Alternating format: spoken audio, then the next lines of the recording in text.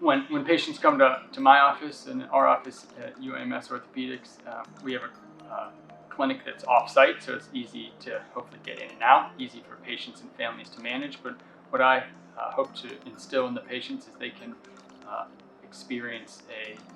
efficient visit, and a visit where their needs are identified and met on an individual basis, where we take all their records from prior treatments, incorporate with our exam and assessment with newer images that we get. And we usually obtain an x-ray in clinic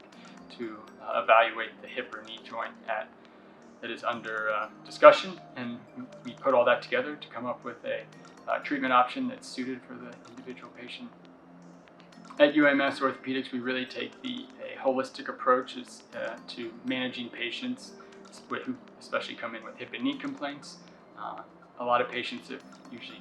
been treated by a primary care physician or someone else in the community, and usually hip and knee pain is not the sole thing going on in their life. There's a combination of other chronic medical conditions or other painful joints or places in their body. So a lot of patients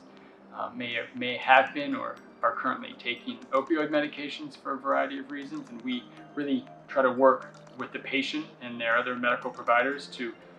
come off of those medications as much as possible, because we've learned through our research here that a lot of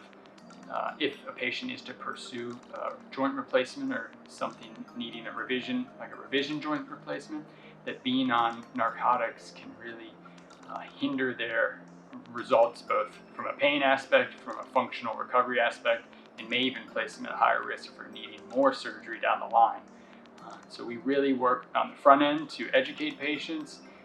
to work with their providers to come up with new solutions to try to wean off of their medications, or at least wean down, and we see them back multiple times before pursuing the eventual surgery, if that is what is indicated.